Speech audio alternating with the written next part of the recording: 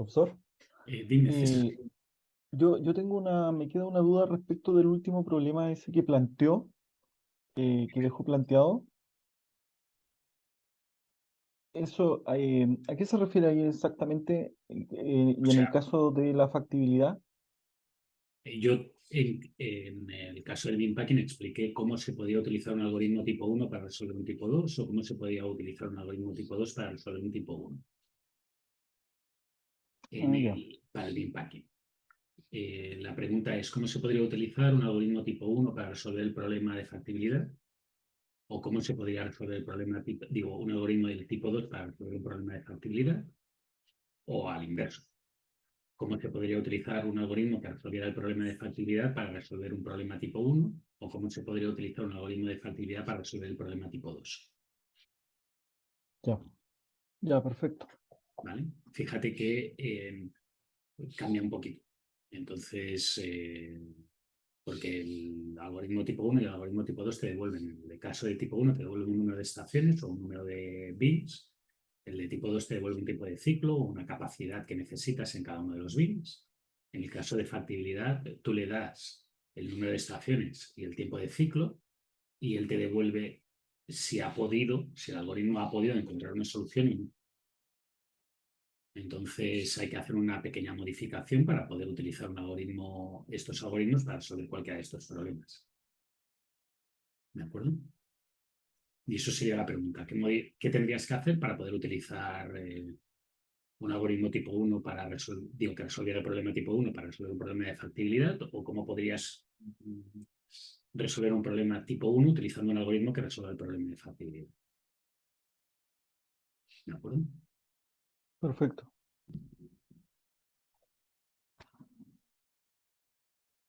Y con esta pregunta que dejaré también incluida en el vídeo que pondré, que subiré a YouTube, pues, supongo que mañana, vamos a volver al temario, porque se ha acabado el descanso. ¿Qué le vamos a hacer? Entonces, sí que quiero explicar una cosa de una relación extra, que más que una relación es una propiedad que tiene el problema.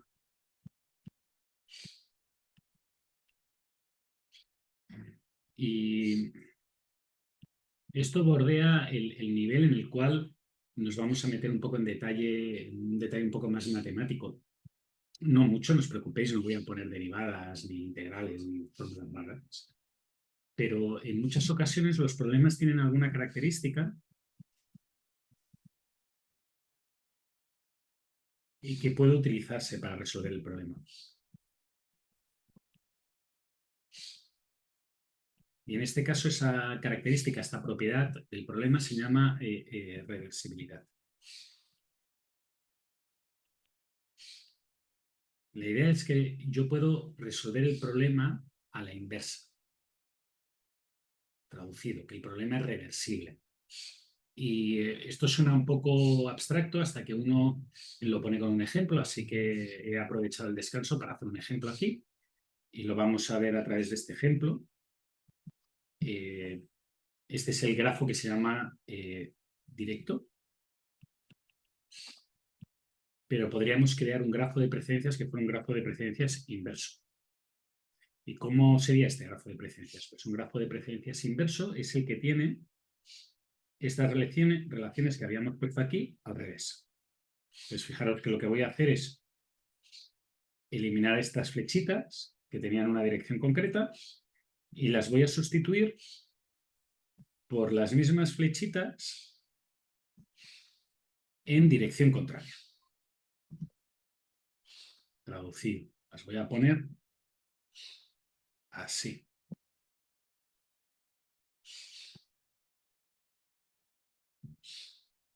Fijaros que lo que he hecho es invertir el grafo.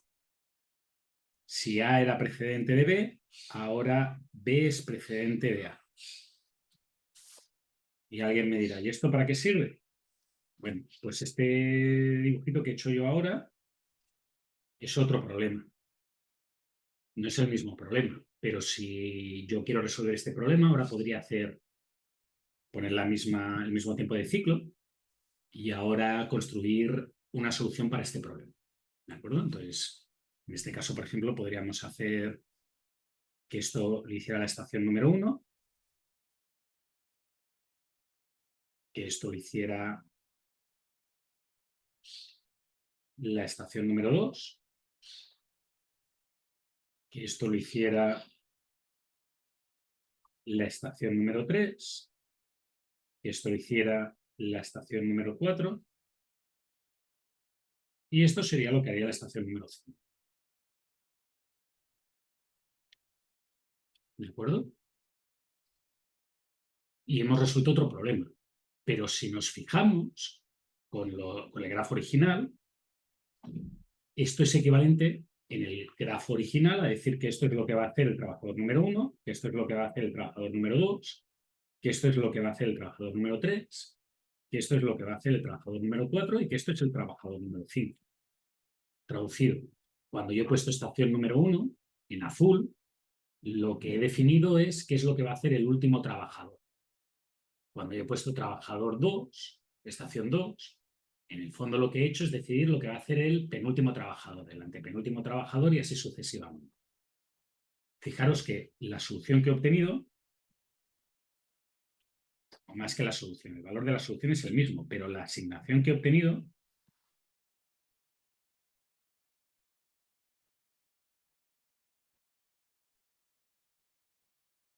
es diferente. Sigue siendo una solución válida,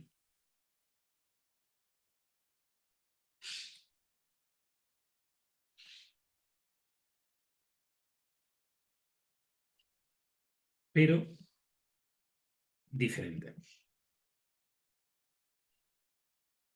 Y esto es importante por dos motivos. Motivo número 1. Si uno tiene una heurística, puede ser que la solución que llegue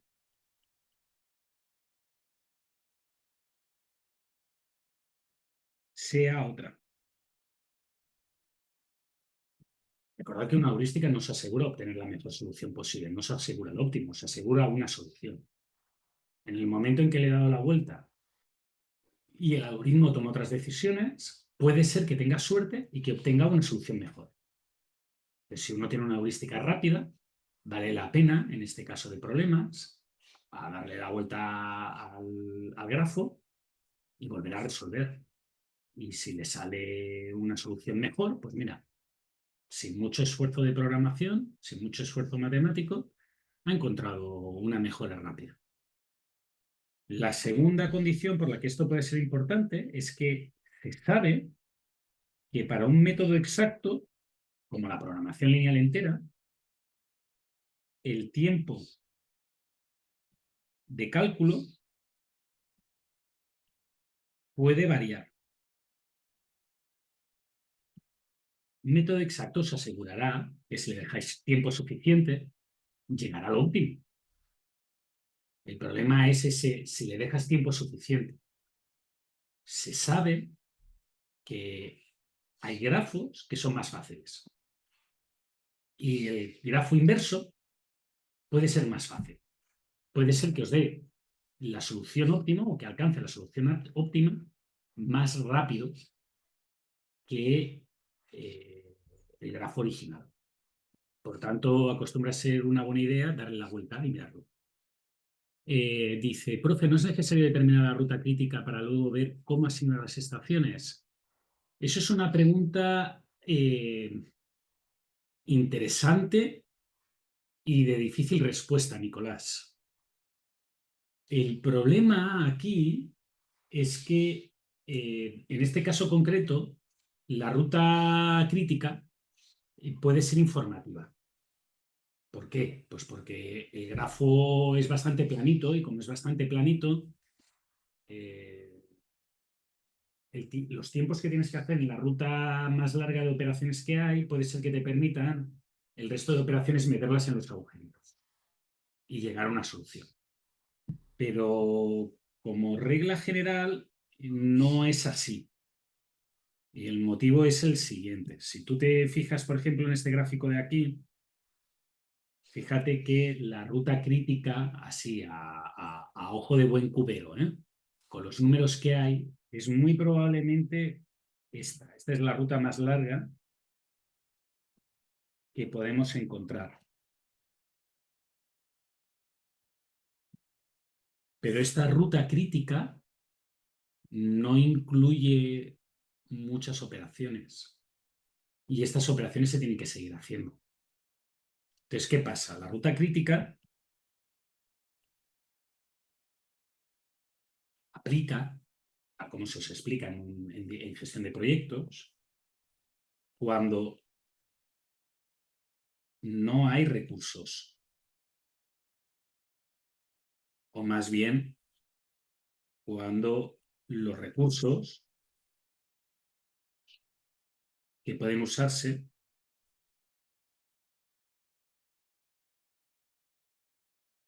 son infinitos. Ejemplo típico. A vosotros os explican el método de la ruta crítica para hacer gestión de proyectos. ¿Quién inventó el método de la ruta crítica? El método de la ruta crítica se inventó, por un lado, en una industria química y por otro lado, en la NASA. Entonces, la NASA, ¿cuándo inventó la ruta crítica? ¿Cuándo inventó su método de ruta crítica? Pues lo inventó cuando estaba intentando llegar a la Luna. Y cuando estaba intentando llegar a la Luna, Estados Unidos se gastaba toda la plata que fuera necesaria para intentar llegar antes que los soviéticos, que la Unión Soviética. Por tanto, si tenía que hacer 5 actividades en paralelo, no era importante, no era un problema. Pues tenía 5 equipos. Y si tenía que tener 20 actividades en paralelo, pues no era un problema, porque tenía 20 equipos. Porque el objetivo era llegar a la Luna antes que los soviéticos. Y los recursos no eran un factor limitante. En el momento en que tienes recursos, que es lo que hay aquí, por el hecho de que tienes que agrupar todo, todas las estaciones, todas las tareas en estaciones, y eso es tu recurso, aquí no puedes tener en cuenta únicamente la ruta crítica, porque tienes que tener en cuenta que el operario que hace la ruta crítica también tiene que hacer cosas de la ruta que no es crítica o de las otras rutas.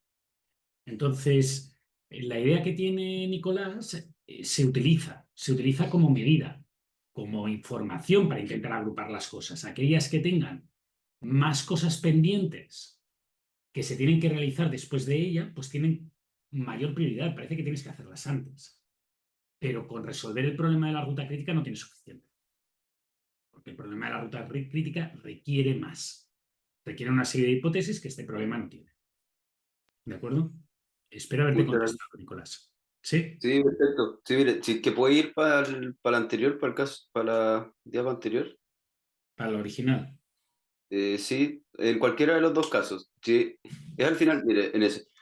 Me causa ruido al final, por ejemplo, la estación 2 en azul, en Sí. donde, por ejemplo, el caso de que si es que se hace F primero y después G, la actividad B va a tardar mucho. Va a No. tardar, en ese caso, tiene que terminar F y después recién va a pasar a la actividad G, y una vez que se realice la actividad G, va a poder partir la actividad B en el No, otro lado. porque tú te lo estás planteando como si fuera un problema de proyectos.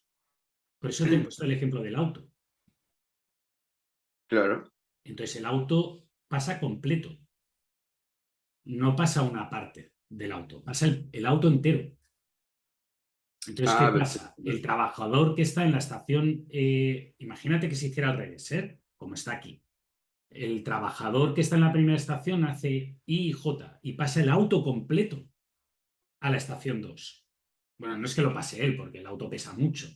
Hay una línea, hay o un pulpo, que es como se le llama a esas cosas que pillan a los autos por arriba, o una cinta transportadora que va transportando el vehículo.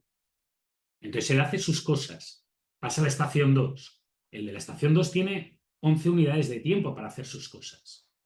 Y cuando pasan esas 11 unidades de tiempo, el auto pasa a la estación 3.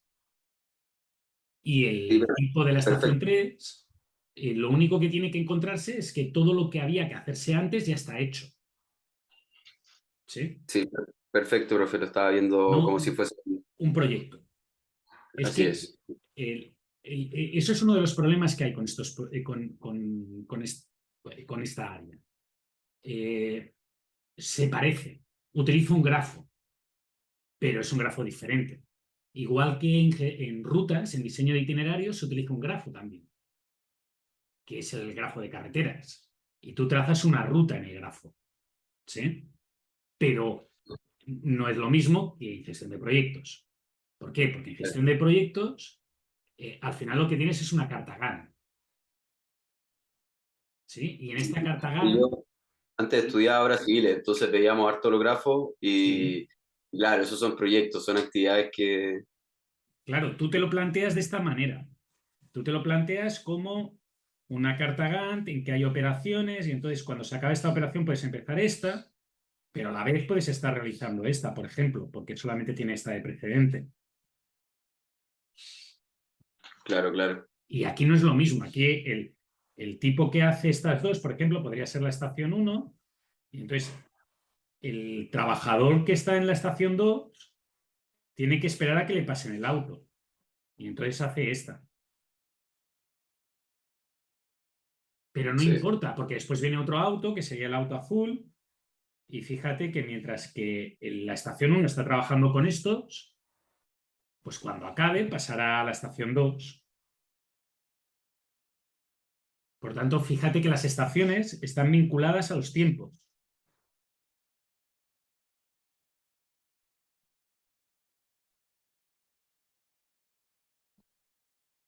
¿Sí? Esa es la diferencia que hay con una carta Gantt. No Sí, es vale, profe. exactamente lo mismo porque los trabajadores actúan de otra manera. Veremos un problema, cuando acabemos este problema pasaremos a los problemas de taller mecánico, de scheduling. Y los problemas de taller mecánico, los problemas de scheduling tienen mucho más en común con una carta Gantt. ¿Por qué? Pues porque para hacer una pieza tiene que haber salido de la máquina anterior. Vale, entonces tienes una precedencia, como la que tú dices. Pero no es como este caso, que pasa el vehículo completo o la unidad completa por todo el proceso. No se pueden hacer cosas en estaciones diferentes o trabajadores diferentes en paralelo sobre un mismo producto. ¿De acuerdo? Súper, profe, me quedó clarísimo, gracias. Perfecto. Vale, de nuevo, esto de aquí es una propiedad matemática que resulta que es útil. No es obligatorio, pero resulta que es útil. ¿Por qué? Pues porque ese pequeño cambio que tú te puedes dar cuenta, o sea, seguramente si tú lo estuvieras haciendo a mano, las agrupaciones que harías tendrían en cuenta que también puedes agrupar empezando por el final. La computadora no tiene manera humana de saberlo y un modelo matemático no tiene manera humana de saberlo, porque aquí no se lo has dejado, no se lo has dicho. En este modelo matemático no se lo has dicho y él no tiene por qué saberlo. Entonces, para hacer incorporar ese conocimiento que tú tienes de las propiedades del problema, lo que tienes que decir es, bueno, pues puedes resolverlo al revés también, a ver qué pasa. Incluso lo podría resolver hacia adelante y hacia atrás a la vez. Hacer primeras y últimas estaciones de forma conjunta. Y después te lo arreglas. Y lo vuelves a recolocar, lo vuelves a renumerar, como he hecho yo, pasando los números en azul a números en rojo y obteniendo una solución que era válida para el problema. ¿Vale? Muy bien. Como explicaba, como ya he explicado en la hora anterior, una propiedad o un número mínimo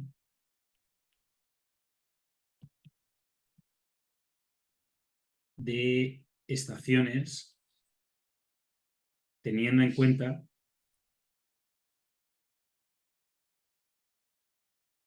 los datos del problema.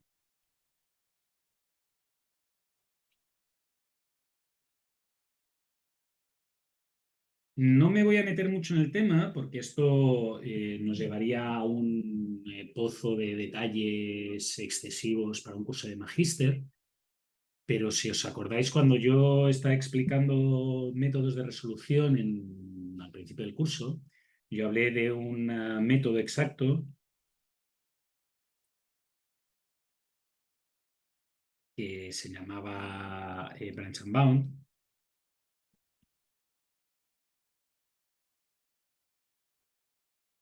y que lo que hacía era dividir el problema en partes. ¿De acuerdo? Y también expliqué que este método, el Branch and Bound, el de dividir el problema en partes, es el que utiliza la programación lineal entera.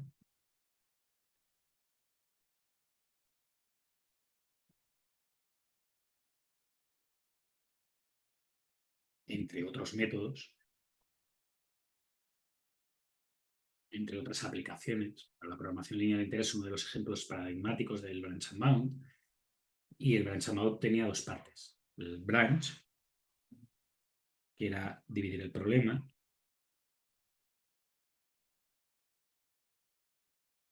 que en este caso equivaldría a decir una tarea forma parte de una estación concreta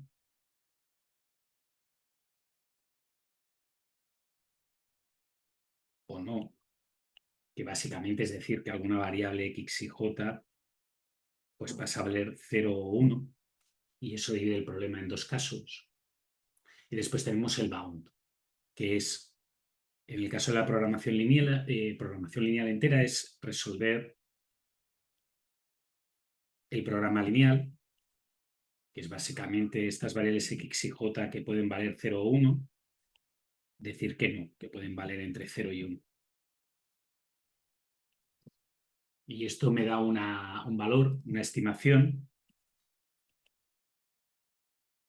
optimista de la función objetivo.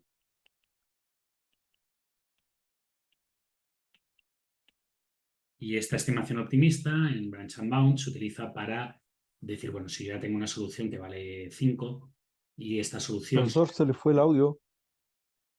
¿Se me ha ido el audio? ¿Desde cuándo? No, recién, pero no sé si yo solamente, ahora sí lo escucho. Ahora me escuchas. A ver, Sí, a mí me ha salido un mensaje de que tengo conexión inestable de internet. No sé por qué.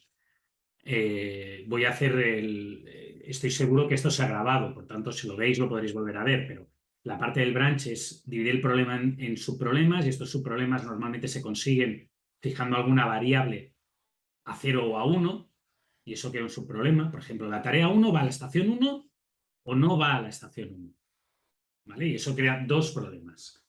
Y al final, pues acabas creando tantos subproblemas que te resuelven el problema grande. Pero tiene una segunda parte que es el bound. ¿Vale? Ahora se me oye bien, ¿no? sí, Vale. sí.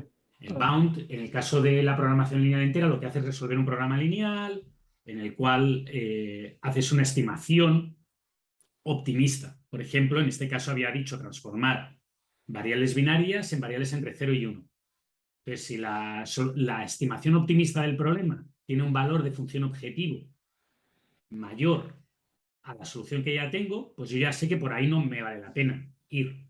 No me vale la pena seguir subdividiendo el problema, haciendo branch, porque no voy a encontrar nada mejor. Entonces ese problema se elimina, ese subproblema se elimina. Y eso me permite resolver problemas de programación lineal entera, entre otras cosas. ¿Vale? Para tener este método, para que este método funcione, hay que tener pues un buen bound. ¿De acuerdo? Y yo he explicado un bound antes. He explicado un bound en el cual lo que decía era sumo la duración de las tareas, lo divido entre C, que es el tiempo de ciclo, y este valor yo sé que es una aproximación del número de estaciones que necesito. Y lo puedo incrementar, porque como sé que el número de estaciones es un valor entero, si me sale 4,3 periódico, que es lo que me salía en el caso anterior, yo sé que necesito 5, en el ejemplo que había hecho antes. La calidad de un método de resolución exacto, como por ejemplo la programación lineal entera, va a depender de la calidad de estas cotas. Si las cotas son malas, es difícil resolver un problema de forma óptima. Y tienes que ir a heurísticas. ¿Sí? Y yo dije que en bin packing eso pasaba.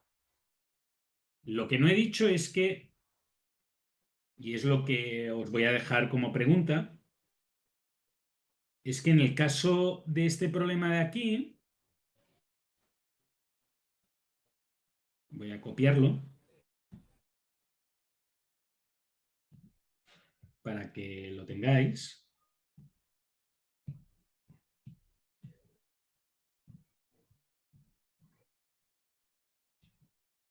se puede verificar de una forma relativamente sencilla que el valor de este punto de aquí siempre es igual, para el caso en que esto se transforma en este modelo. Este programa lineal tiene como solución, o programa lineal entero tiene como solución óptima, el valor de la función objetivo es suma de la duración de las tareas dividido entre 0. Este es el valor que vais a obtener. Siempre. ¿Por qué? Esa es la pregunta que os hago.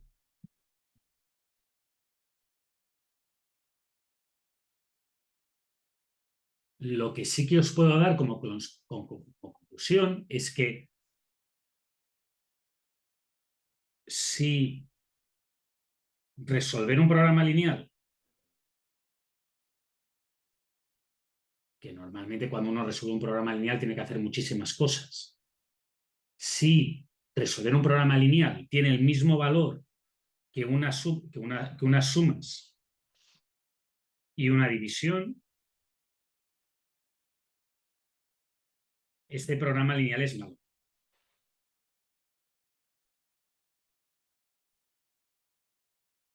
O dicho de otra manera, este método, la programación lineal entera, no es una buena idea.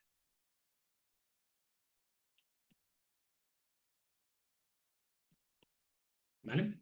Para aquellos que quieran resolver este ejercicio, pensad que yo ya he hecho esta demostración en otra clase sin tener en cuenta esta condición de aquí.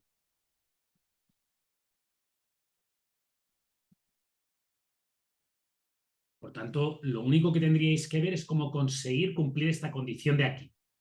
Cómo conseguir cumplir la condición 3. ¿De acuerdo? Pero este problema lo he explicado considerando solamente 1, 2 y 4. Y os tocaría a vosotros demostrar por qué se puede conseguir cumplir la condición 3 fácilmente. ¿De acuerdo? De nuevo, esto es un detalle matemático, es un detalle que puede valer la pena para darse cuenta por qué uno necesita encontrar otros métodos, porque cuando va a resolver un problema se encuentra que no le funciona. Y entonces, como no le funciona, tiene que romperse la cabeza. Pero uno, antes de romperse la cabeza intentando hacer otras cosas, que en este caso será lo que vamos a ver en esta parte de aquí, vale la pena entender por qué no le funciona. ¿Sí? Porque puede darle un insight o una idea de cuándo le va a funcionar y de cuándo no le va a funcionar, de cuándo tiene que perder el tiempo haciendo otro método y cuándo puede utilizar la programación lineal entera como una caja negra. Y eso es por lo que os pongo estas pequeñas demostraciones. No quiero que me hagáis un teorema ni que me lo demostréis completamente, solamente quiero que veáis a ver si sois capaces de deducir qué es lo que está pasando y por qué. Y también, insisto, esto es una pequeña nota. Fijaros que la mayoría de preguntas del examen ya os las estoy dando. No es que espere que el día del examen tengáis que hacerlas todas desde cero. Aquellos de vosotros que queráis ir practicando ya tenéis bastantes de las preguntas que voy a poner en el examen. ¿Dudas? ¿No? Muy bien. Voy a seguir y para eso lo que voy a tener es que irme a un... Hoy tocan unos cuantos modelos, puede ser que sea la clase con más modelos matemáticos hasta dentro de 2 clases. Dentro de 2 o 3 clases hay otra clase que es todo modelos matemáticos, pero como quiero que entendáis un poquito la idea básica de este problema, digo, de los problemas de equilibrado, y en teoría los modelos matemáticos sirven como herramienta para que entendamos. La gracia de las matemáticas, una de las grandes gracias de las matemáticas es que yo puedo poner un modelo matemático aquí y me puedo ir a no sé, a Japón, que por cierto tengo una charla en diciembre, y puedo dar el mismo modelo matemático y en teoría todo el mundo me puede entender. Así que voy a utilizar modelos matemáticos hoy para intentar explicar algunas cosas. Los modelos matemáticos que he puesto aquí, de equilibrado de líneas, son lo que se conoce en la literatura científica como problemas SAL, que traducido quiere decir problemas de equilibrado. Esta P es aquí, esto de aquí es todo esto. En inglés se llama Assembly Line Balancing. Y la S quiere decir simples. Y alguno puede hacer chistes sobre que si no deberían de ser simplex, porque son tan simples como el simplex, en el sentido de que no son simples. Pero se les conoce como simples porque lo que he explicado es un modelo base. Aquellos de vosotros que tenéis trabajos de equilibrado de líneas de montaje, que sois unos cuantos, habréis visto que los modelos que tenéis son más complejos que los simples. Tienen cosas extras. Cuando un problema se deriva de un problema de equilibrado de líneas de montaje simple y añade cosas, porque en la práctica acostumbra a haber que tener en cuenta más cosas que las que se tiene el modelo simple, a esos problemas en la literatura se les conoce como GALP, donde G, como decirle GALP sonaba mal porque llamarle algo complejo, la complejidad de algo depende de la persona que lo está leyendo o lo está viendo. La G quiere decir general. Y los problemas generales son un SALP más algo. ¿De acuerdo? Algo que es una particularidad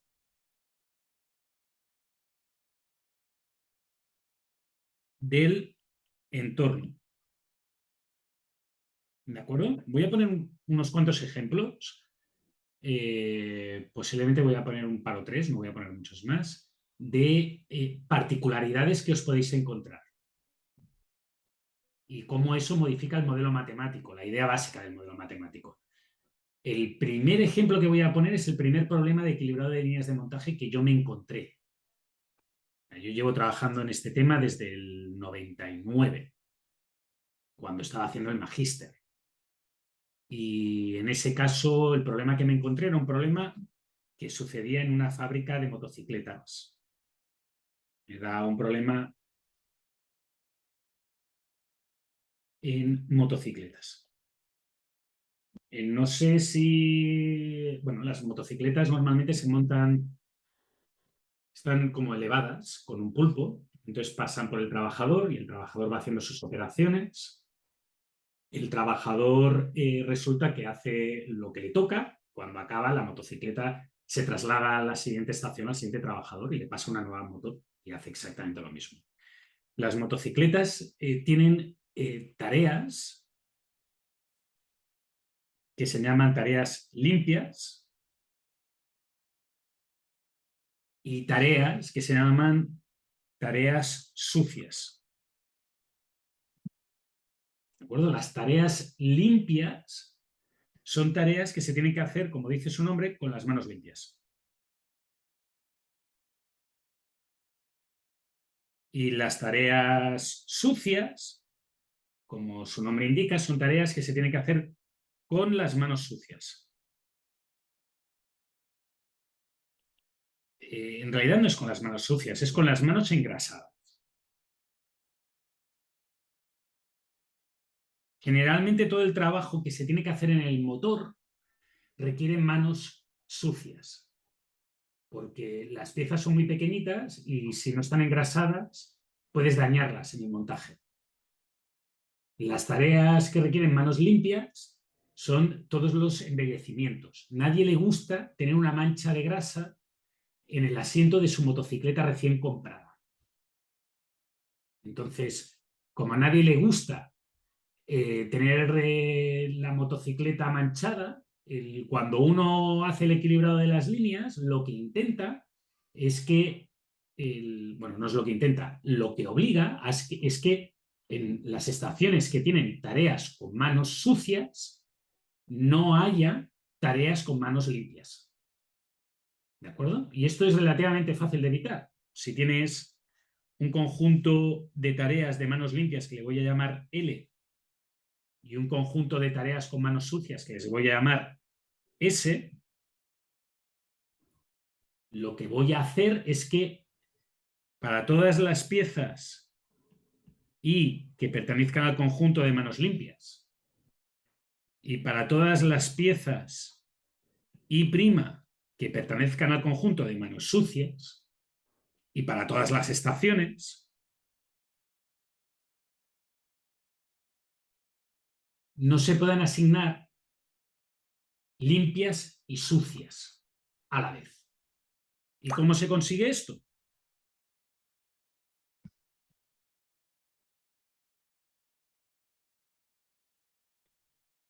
Así. Ya está. Fijaros que esto lo que hará es que en la estación J o puede haber la tarea limpia o puede haber la tarea sucia o puede que no asigne ni la limpia ni la sucia y que asigne otras. Pero nunca podrá haber a la vez una limpia y una sucia. ¿De acuerdo? ¿Preguntas? ¿No? Hay una segunda cosa que tenía este problema de las motors, que es que por las condiciones de montaje, lo que hace el operario es trabajar en un lado. Entonces, si resulta que tiene que hacer operaciones en el otro lado, se retira un poco, le da la vuelta a la moto y trabaja en el otro lado. ¿De acuerdo? Y eso es relativamente problemático porque cada uno de los giros requiere que la persona, digamos, que se retire un poco, le dé la vuelta y es algo un poco incómodo. Por tanto, este problema tenía un objetivo secundario.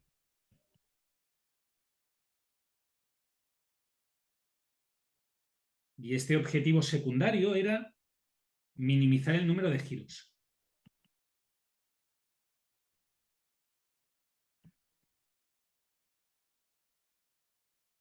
Vale. Plantear cuántos giros hay que hacer en una estación con un programa lineal entero es relativamente difícil, porque necesitas no solamente saber qué tareas hace cada estación, sino el orden en que las hace.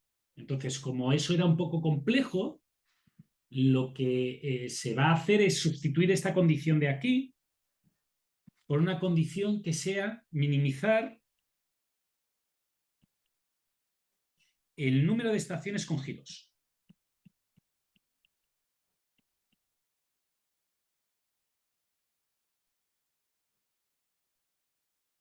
¿De acuerdo? Entonces, ¿cómo voy a hacer esto? Primero voy a definir una variable GJ que va a valer 1 si la estación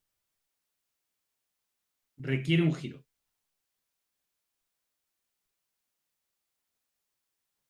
Y 0 si no. ¿De acuerdo?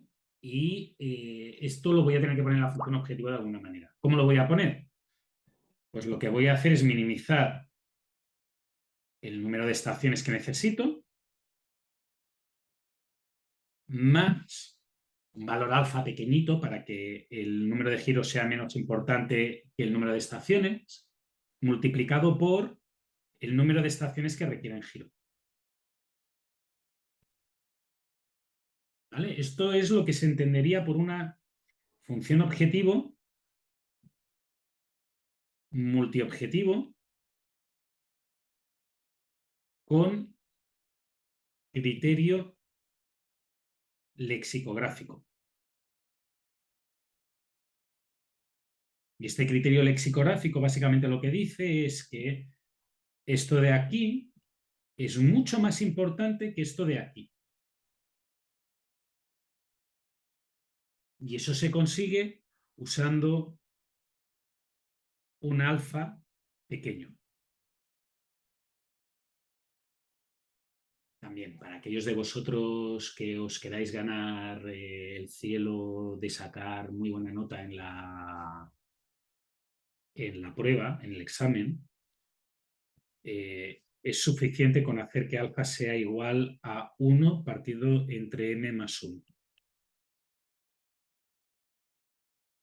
Porque os lo dejo como ejercicio.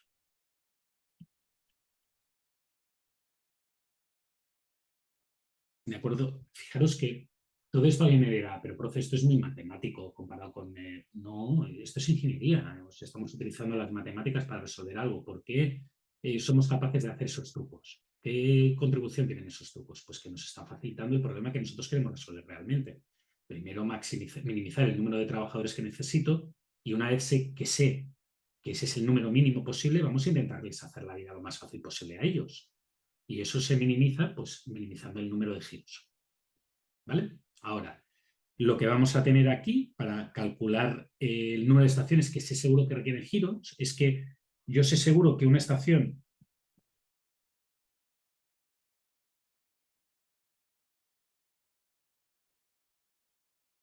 que realiza tareas a la izquierda y a la derecha necesita un giro.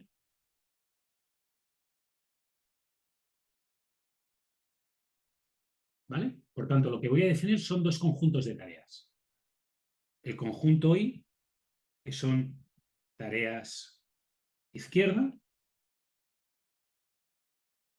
y el conjunto D, que es tareas derecha. ¿De acuerdo? Y ahora, para toda tarea I que pertenece al conjunto de izquierdas y para toda tarea I' que pertenece al conjunto de derechas y para todas las estaciones,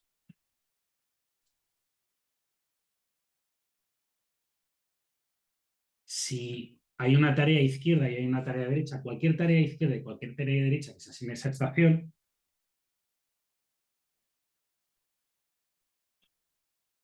si esto se cumple, si las dos valen 1, entonces yo lo que querría es que G de J valiera 1. ¿Y cómo consigo esto? Poniendo esta condición. Fijaros que ahora, si tú asignas una tarea izquierda pero no asignas ninguna derecha, entonces esto es 1 más 0. Y como G está en la función objetivo y es un problema de minimización, lo que va a querer es hacerla lo mínimo posible. Por tanto, 1 más 0 mayor o igual que 0 más 1. O 0 más 1 mayor o igual que 0 más 1. Si no asigno ni I ni prima, pues G valdrá... Digo, perdón, esto tiene el problema de que... así. La única manera de que G tenga que valer 1 es haciendo que las dos valgan 1. ¿De acuerdo? Eso es lo que estoy haciendo. Creo que le tienes que poner... Perdonad, pero esto siempre me equivoco. La única manera de conseguir... No me acuerdo. Perdonad, no me acuerdo. ¿No debería ser con el puro 2, profe? 2 por G sub J. No, porque entonces si esto vale 1 y esto vale 0, sí, tienes razón. Y ahí eso Sí, va a tener que porque valer. ahora esto cumple cuando esto vale 0, cuando esto vale 0 y 1, esto también cumple, cuando esto vale 0 y 0, esto también cumple. Y solamente te pasa cuando estos son las dos valen 1, que G tiene que valer obligatoriamente 1. Muchas gracias por tirarme el cable. Ahora me he tenido un lapsus. Yo esto creo que lo expliqué en un momento. Yo lo que hago es la tabla de la verdad cuando me encallo. Entonces pongo todos los valores y miro cuál es el que tiene la operación que tengo que poner. ¿De acuerdo? Por tanto, fijaros que esto cumple lo que he dicho. Si esto vale 1 y 1, entonces esto tiene que valer obligatoriamente 1. Si esto vale 1 y 0, pues puede cumplir con esto. Si esto vale esto, puede cumplir con esto. No es así, porque fíjate que si esto vale 1 y 1, esto puede valer 0 y sigue cumpliendo. Así que no es así. Gracias por echarme el cable, pero no ha sido correcto. Lo voy a dejar como un ejercicio.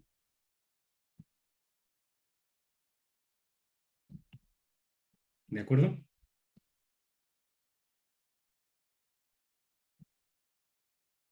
Lo voy a dejar como un ejercicio y os lo preguntaré para la prueba también. Sí, pero esto es una relación que lo que tienes que hacer es que G de I solamente tome valor 1 cuando X y J y X y prima J valgan las dos 1. ¿De acuerdo? Si una vale 1 y la otra vale 0, entonces pueden valer, G puede valer 0. ¿Sí? ¿Preguntas? Ah, mira, sí, ya me acuerdo. Un segundito. Así.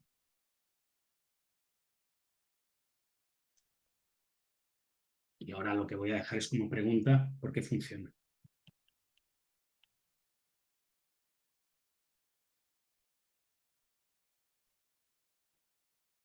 ¿De acuerdo? ¿Dudas? Perdonad la confusión, pero estos modelos siempre generan ciertas dificultades. ¿No? Bueno, pues vamos a poner un último modelo y con este último modelo paramos. Y este último modelo es un modelo en el cual los operarios cobran diferente.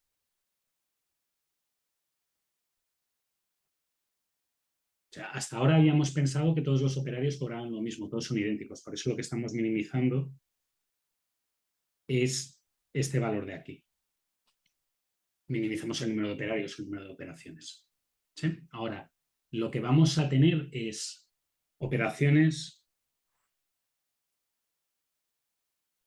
nivel 1, que sería que las puede hacer cualquiera, operaciones nivel 2, que es que la persona tiene que tener una formación básica, y operaciones nivel 3, que es que tiene que ser un especialista. ¿De acuerdo? Por tanto, fijaros que ahora lo que sucede es que el trabajador nivel 1 cobra X1, el trabajador nivel 2 cobra X2. Bueno, no voy a utilizar X porque X es la variable. Vamos a decir alfa 1 cobra alfa 2, cobra alfa 3 y alfa 3 es más que alfa 2, es más que alfa 1. ¿De acuerdo? Entonces, ¿qué sucede ahora? Pues que la función de costo tiene que tener en cuenta qué trabajador tengo asignado a cada estación. Por tanto, fijaros que lo que podríamos hacer ahora es minimizar la suma de alfa 1 por el número de trabajadores o por si he asignado un trabajador tipo 1, nivel 1, en la estación J, más alfa 2 por si he asignado un trabajador tipo 2 en la estación 2, más alfa 3 por si he asignado un trabajador en la estación 3. ¿De acuerdo? Y ahora la otra condición que tengo que cambiar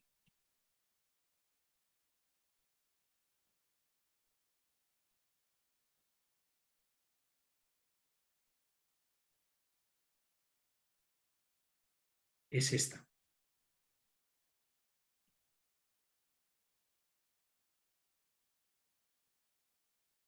¿Qué? Pues porque ahora ya no tengo la Y de J, ahora tengo una Y diferente para cada trabajador.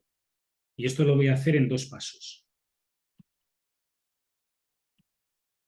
¿De acuerdo?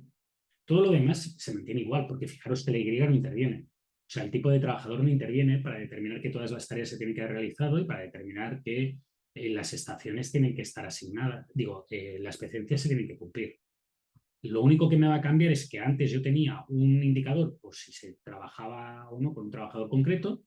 Ahora es un poquito más complejo porque tengo que diferenciar si es un trabajador de nivel 1, si es un trabajador de nivel 2 o si es un trabajador de nivel 3. Y para hacer ese cambio, lo único que tengo que hacer es lo siguiente. Primero, esta condición de aquí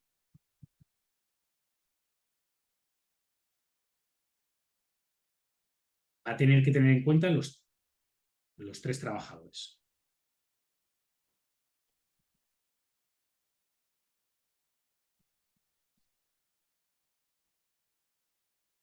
¿De acuerdo? Y en realidad, si queréis, para simplificarlo, podéis eliminar esto. No es necesario tenerlo en cuenta. Y la segunda condición que tenéis que hacer es, si asigno una tarea que requiere de cierto nivel, el trabajador que la realiza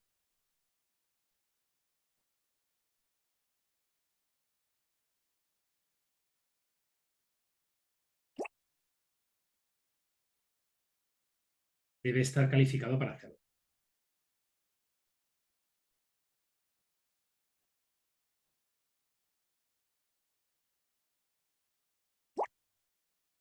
¿De acuerdo? Y esto lo vamos a hacer tarea por tarea y estación por estación.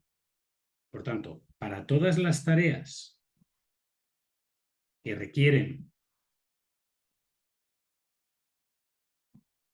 un trabajador de nivel 1 y para todas las estaciones, lo que tengo que hacer es que si esa tarea se asigna a la estación J,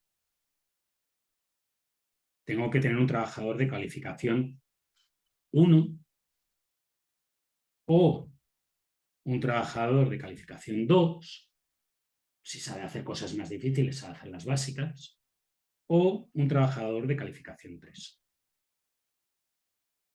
Pero si la tarea requiere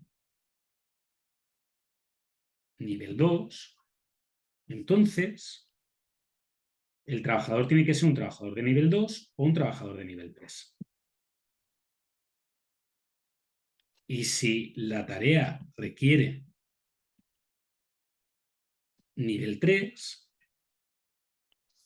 pues entonces esta ecuación solamente se cumplirá con esto. ¿Vale? Fijaros que en el fondo, si tengo 5 tareas asignadas a una estación, y de esas 5 tareas hay 3 de nivel 1, una de nivel 2 y una de nivel 3, pues tengo que poner un trabajador de nivel 3 en esa estación. ¿Qué sucederá? Pues que las agrupaciones de tareas cambiarán. Cambiarán a intentar que todas las tareas que requieran una calificación muy alta vayan todas a la misma estación con un trabajador que cobre más. Y las tareas más fáciles, pues vayan todas a estaciones con un trabajador que requiera menos nivel.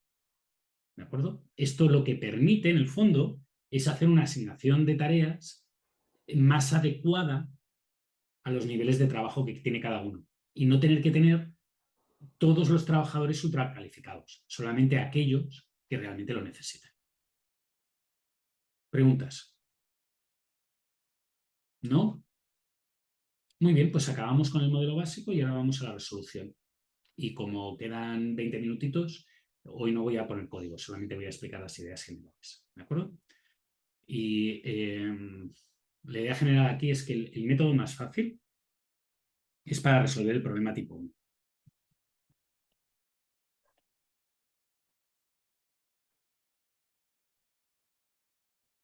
Entonces, ¿alguien podría intentar deducir la lógica que yo he utilizado cuando he hecho las asignaciones de tareas aquí?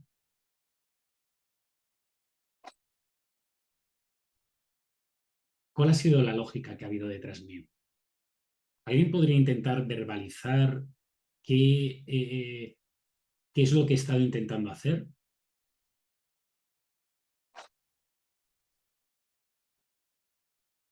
¿Cuáles han sido los principios de lo que yo he estado intentando hacer? Sumar tiempo hasta que se complete la capacidad, pero en orden. En orden. Por tanto, básicamente, lo que yo hago ha sido, mientras queden tareas sin asignar,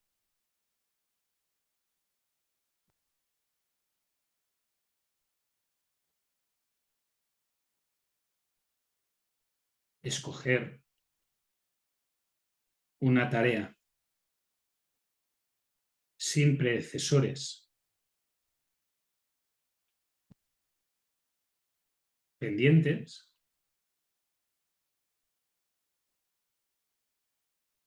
que quepa en la estación en curso. Porque si os fijáis, esto yo he ido haciendo primero la estación 1, luego la estación 2, luego la estación 3, luego la estación 4, luego la estación 5, por tanto he ido con una estación abierta todo el rato. He estado trabajando sobre una estación. Por tanto, este método, tal como yo lo he implementado o tal como yo lo he hecho, y que es como lo haría cualquier persona de forma manual o visual, es, o parece, o tiene la lógica del, no es que sea lo mismo, pero tiene la lógica de lo que yo llamé como un método first fit en el Beam Packing.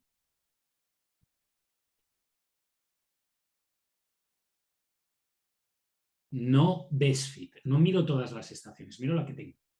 Entonces intento llenar la que tengo y cuando ya no me cabe, pues voy a la siguiente. ¿Vale? No es exactamente lo mismo por el tema de las precedencias, pero la idea es la misma. Escojo una tarea sin predecesoras pendientes que quepa en la estación en curso. Si hay alguna tarea,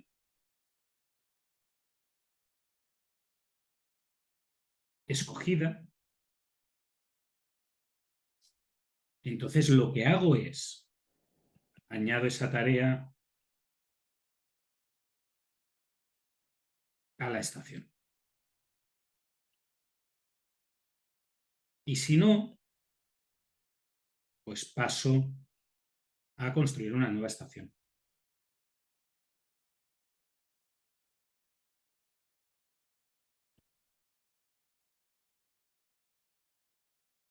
¿Cierto? Esa es la idea básica, ¿no? Lo que haría en este problema tan grandote que teníamos aquí es que si, por ejemplo, C fuera igual a 40, digo a 25, pues miraría una tarea que tuviera todas las predecesoras ya hechas, la 1, la 2 y la 3, y entonces en la estación 1 pues sería la que parezca que sea más gordota de todas, que en este caso es esta de aquí. Y ahora intentaría añadir otra tarea. Entonces me queda tiempo libre 6, pues podría escoger, por ejemplo, la tarea 4, digo 10, esta de aquí. Y ahora también me cabe esta.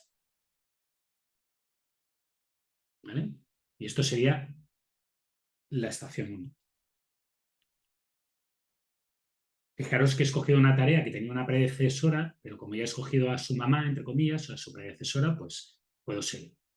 Y ahora ya no puedo meter ninguna, pasaría a la estación 2. Entonces seguramente pensaría en coger la más gordota primero, que sería esta.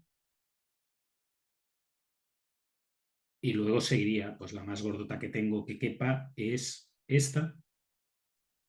Y ahora fijaros que la más gordota que tengo es la 10, la 4, que es esta de aquí, que la puedo hacer porque ya tengo todas sus predecesoras hechas, pero no la puedo asignar porque sumarían 28. Entonces me tengo que quedar con otra. Por ejemplo, en este caso concreto, lo más probable es que yo escogiera esta, que es la estación 2. Y así sucesivamente. ¿De acuerdo? Fijaros que aquí yo he introducido de forma verbal, por decirlo de alguna manera, sin entrar en excesivo detalle, 3 conceptos, que son los que vamos a ver un poco más detallados en el modelo o en el algoritmo que he puesto aquí. Vale. Escojo una tarea sin predecesoras pendientes que quepa en la estación en curso. Y si hay varias,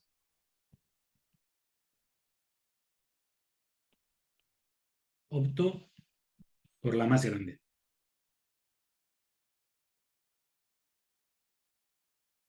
¿Por qué opto por la más grande? Porque es la regla de prioridad o la heurística que yo he decidido poner.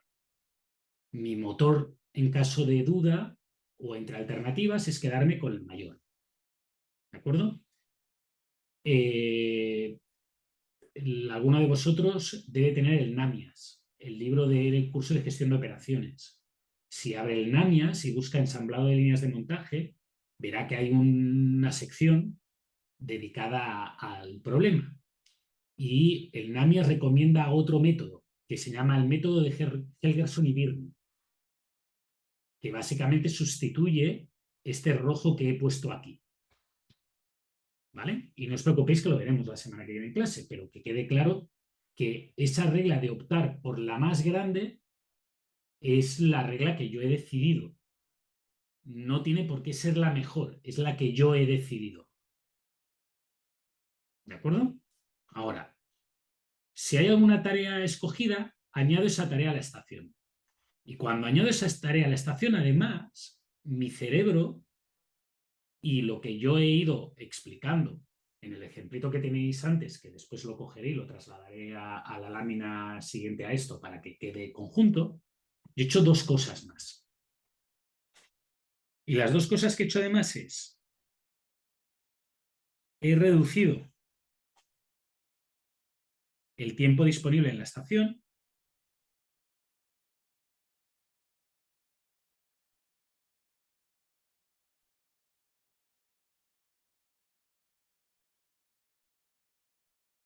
que significa, pues si empezaba con tiempo de ciclo 25 y he asignado una tarea que tenía duración 17, pues 25 menos 17 pasa a ser 8, ahora el tiempo que tengo es 8. Eso es lo primero que hago. Y lo segundo que hago es que actualizo las precedentes pendientes.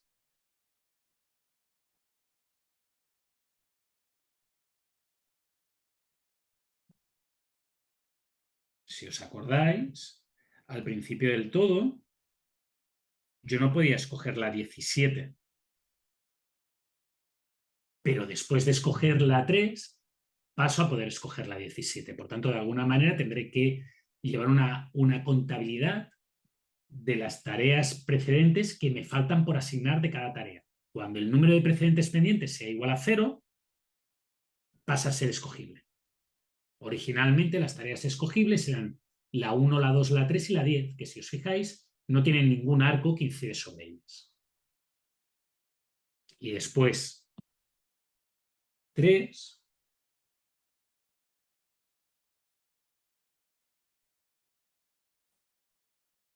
aparte de reducir y actualizar el tiempo pendiente, cuando paso a construir una nueva estación, lo que estoy haciendo básicamente es tiempo disponible pasa a ser igual al tiempo de ciclo y estación en construcción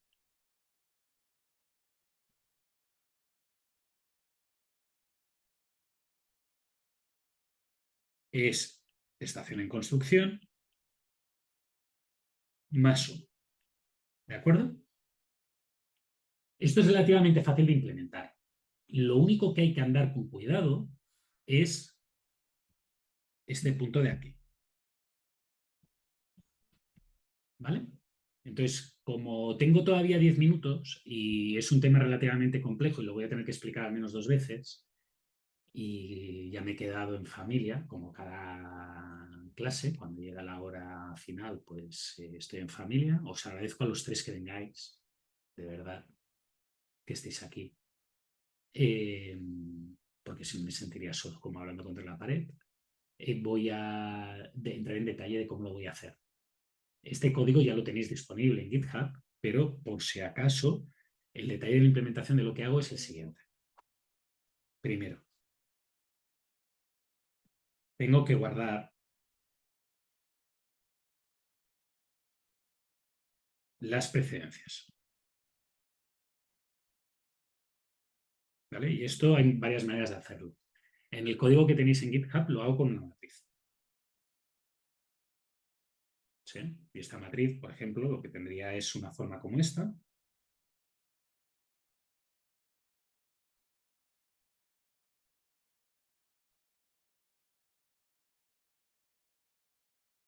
Y si nos vamos al ejemplo, que lo que decía en el ejemplo que teníamos por aquí arriba es que la tarea A era predecesora de la B y la E, eso lo he anotado así. aquí tengo un 1, aquí tengo un 1 y en todos los demás tengo ceros.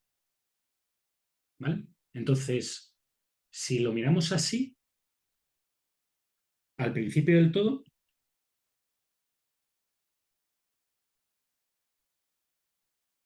¿cuántas precedentes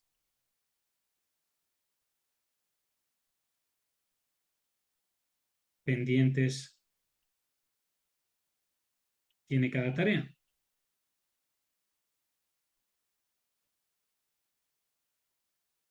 Pues ese valor es equivalente a sumar esta columna.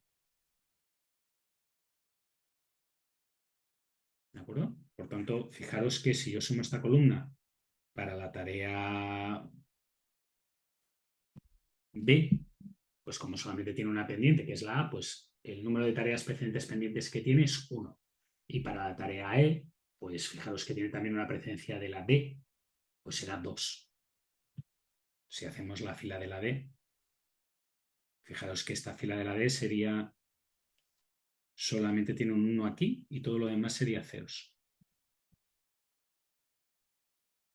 Por tanto, las precedentes pendientes de la E sería 2, la suma de la columna. Ahora, cuando yo asigno la tarea A, ¿cómo tengo que actualizar la lista de precedentes pendientes? Pues tengo que mirar esta fila de aquí. Entonces, como ya he asignado A, pues el número de precedentes pendientes de la tarea B tendría que quitarle 1, el número de precedentes pendientes de la tarea E tendría que quitarle 1. Y si valida 0, significa que ya es elegible. ¿De acuerdo? Esto se puede hacer de una forma relativamente eficiente con un vector.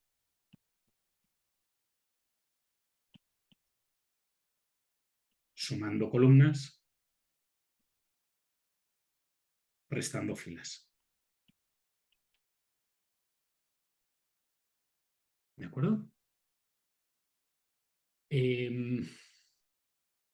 Solamente quiero dar un pequeño detalle adicional y ya os dejo porque esto se ha hablado mucho. El detalle original no está en estas láminas que tengo aquí, pero sí que está en las láminas que hay en webcursos. Si abrís las láminas de webcursos, si no me he equivocado haciendo un upload, deberíais de tener un enlace.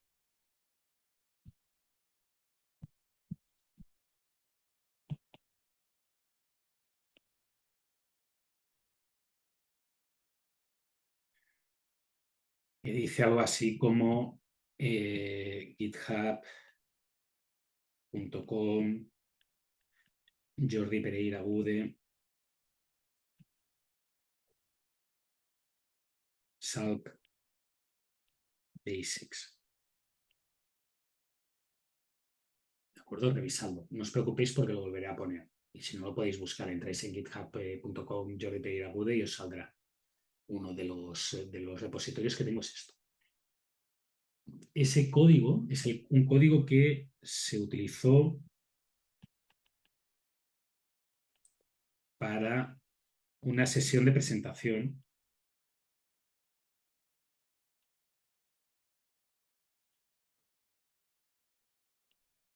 de unas ayudantías que se hicieron el año pasado.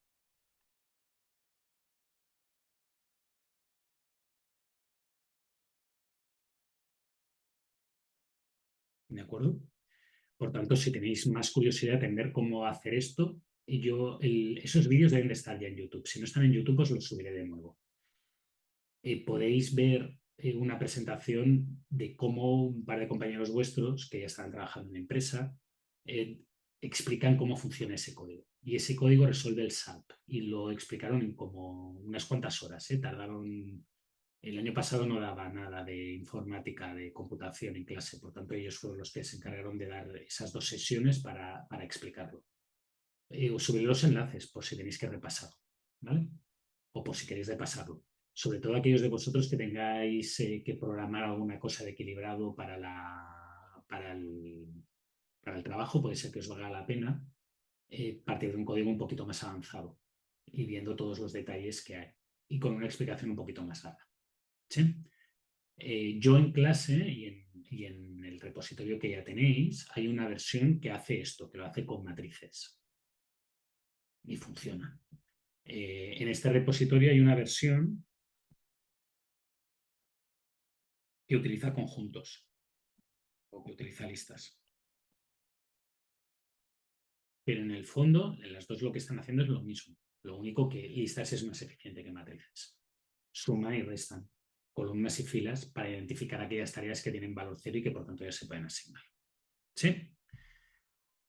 Y ahí nos quedaríamos por hoy. La semana que viene empezaré desde aquí y empezaremos con la implementación de este código en el ordenador. ¿Dudas? ¿No? Todo bien, profe. No, todo bien.